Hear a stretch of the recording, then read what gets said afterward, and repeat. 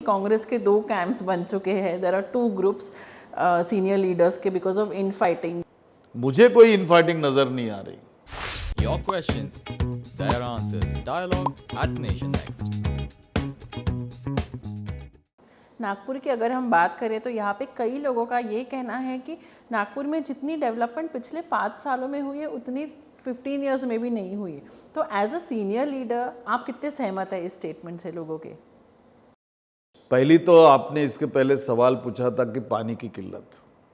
इस गर्मी में पानी की किल्लत का जो सवाल था, मैंने कल ही म्युनिसिपल कमिश्नर के साथ मीटिंग की है और उनको कहा कि नागपुर में सीमेंट रोड बन गए हैं और सीमेंट रोड बनने से वाटर लेवल जो है, ग्राउंड वाटर लेवल, वो नागपुर की कम हो चुकी है और कम होने की वजह से कुओं में पानी नहीं है. तो ऐसे वक्त हमने इमरजेंसी, हमारा प्लानिंग क्या होगा उसके लिए आपने तैयारी करके रखनी चाहिए और वो तैयारी करके रखी है तो पानी का तो रिजॉल्व हुआ है. आपने कहा कि पिछले 5 साल में बहुत बड़ा प्लानिंग हुआ. लोगों को मेट्रो दिखती है, लोगों को बहुत सारी डेवलपमेंट दिखती है, तो लोगों को लगता है कि ये सब पहले क्यों नहीं हुआ? नहीं, लोगों को जो मेट्रो दिख रही है, लोगों ने ये पता करना चाहिए कि मेट्रो का जन्मदाता कौन है.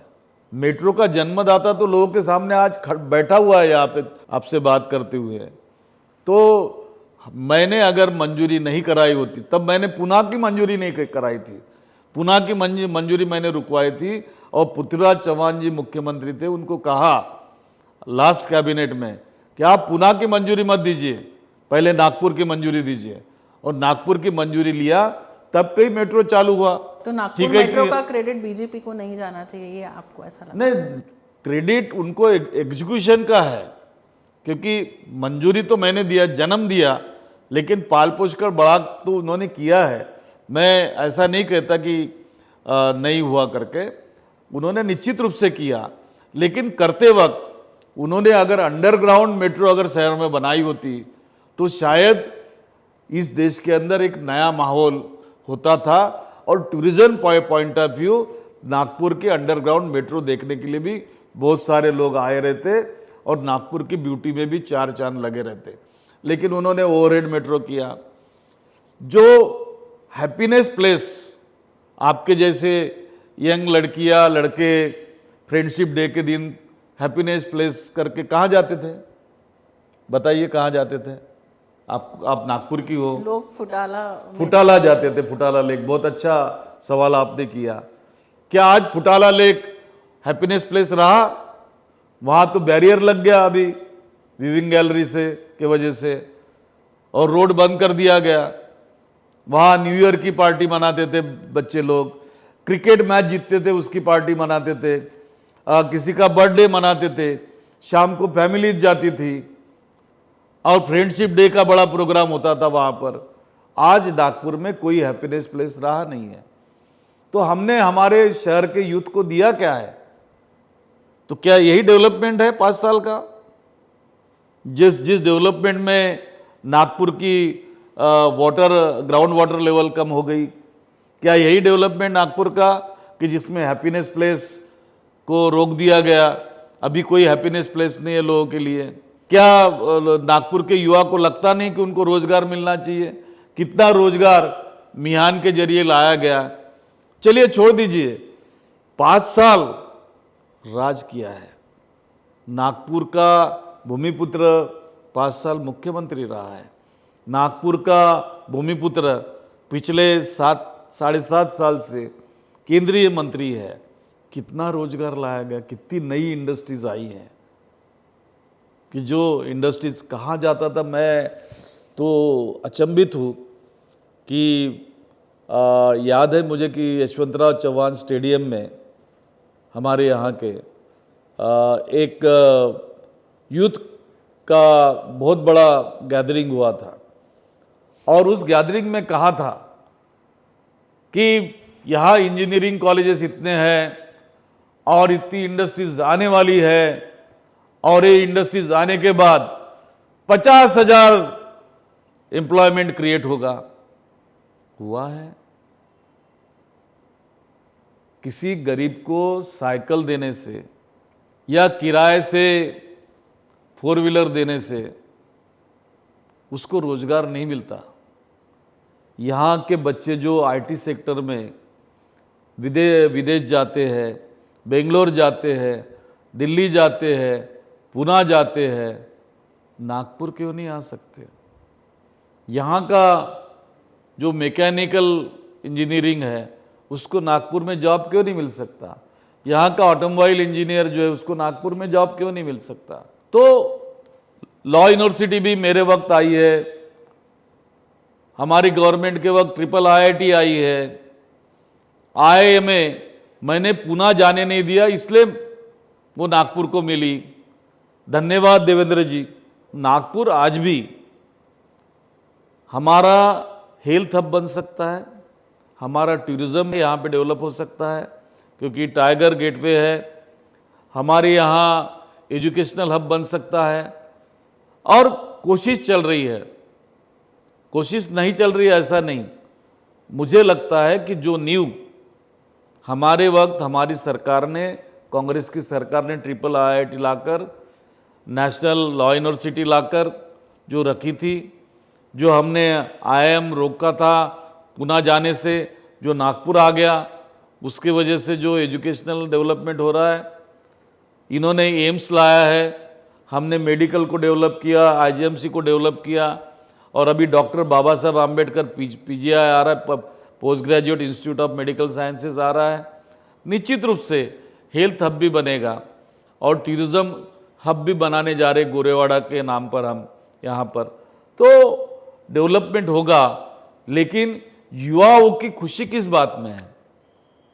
युवाओं की खुशी, उनका हैप्पीनेस प्लेस कुछ तो भी होना चाहिए, वो एक होता है। दूसरा, उनको एम्प्लॉयमेंट अच्छा जनरेट हो, वो होता है। तीसरा, एक अच्छा एनवायरनमेंट मिले। यहाँ तो ग्रीनरी जो नागपुर की थी, झाड़ काटे गए लेकिन झाड़ लगाए भी नहीं गए। तो क्या यह 5 साल का डेवलपमेंट है? तो मैं इसे मानता नहीं। मैं रोज़ अखबार पढ़ता हूँ, आप भी अखबार पढ़ती होगी। खास करके मैं नागपुर का जो पेज होता है वो पढ़ता हूँ। तो मैं इतने दिनों में लगातार देख रहा हूँ कि मनपा को चुनाव को ध्यान में रखते हुए कई कमेंट्स का पेज आता है। तो उसमें गार्बेज का इशू रहता है, दूषित पानी का, कंटेमिनेटेड वाटर का इशू रहता है। तो इन तमाम बातों को लेकर मैं थोड़ा सा चिंतित था। तो मैंने कल म्युनिसिपल कमिश्नर को कह के महानगर पालिका में मीटिंग ली और उनको कहा कि अगर इतना ज़्यादा टेम्परेचर हमारे यहाँ बढ़ रहा है और वाटर क्राइसिस आने के चांसेस है, तो ऐसे वक्त तुम्हारा प्लान क्या है? तो तुमने उसके लिए इमरजेंसी प्लान बनाना चाहिए। चेयरमैन NIT भी थे, कलेक्टर नागपुर भी थे और वे भी थे, और स्मार्ट सिटी के भी CEO थे, और वो चारों ने वहाँ पर मुझे सुना और उन्होंने उस पर वर्क करना चालू कर दिया।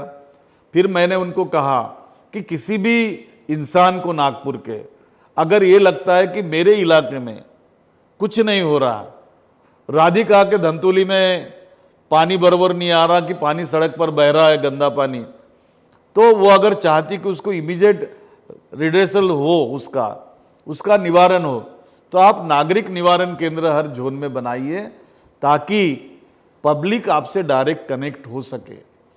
और उसके बारे में जो कुछ भी किया जाता है वो अखबार में दूसरे दिन आना चाहिए कि मनपा प्रशासन ने और जिला प्रशासन ने ये चीज़ें यहाँ पर की है।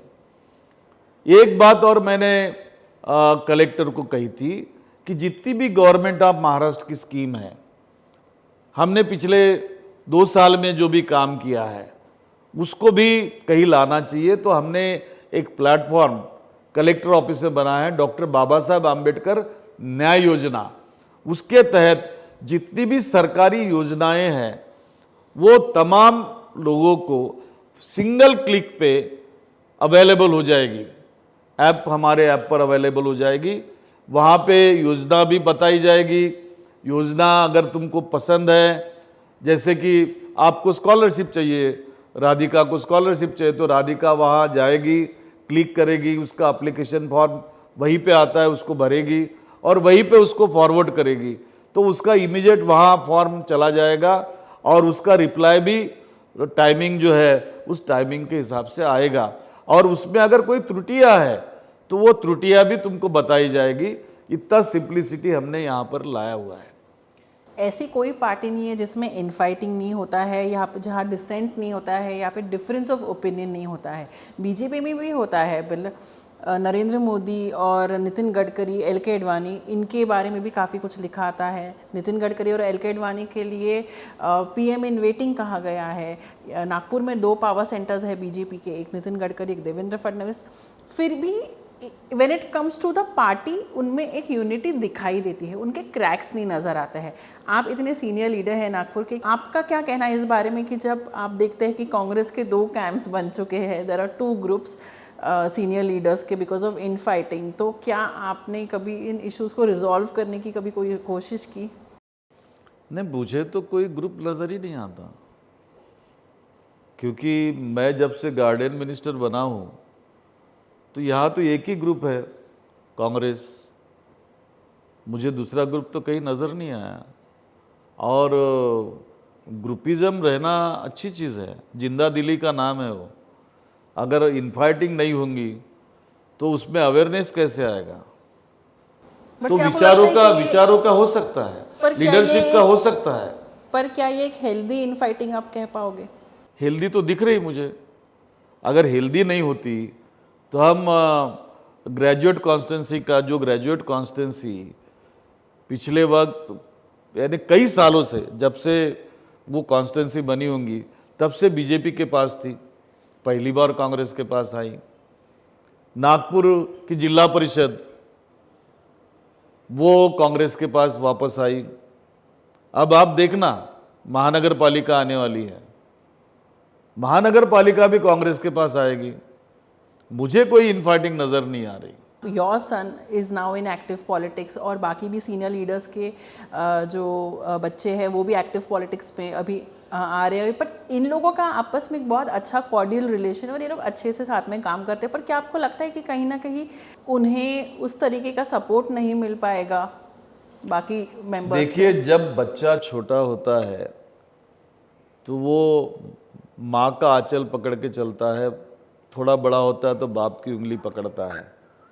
लेकिन जब बड़ा हो जाता है तो ना उसको बाप के उंगली की ज़रूरत है, ना माँ के आंचल की ज़रूरत है। वो राधिका बन जाता है और इंडिपेंडेंटली वो वर्क करता है। तो आप जैसी इंडिपेंडेंटली वर्क कर रही हो, उस प्रकार से वो इंडिपेंडेंट वर्क कर रहे हैं, उनको ज़रूरत नहीं है। और मैं नहीं मानता कि कोई भी पेड़ वट वृक्ष के नीचे बड़ा होता है।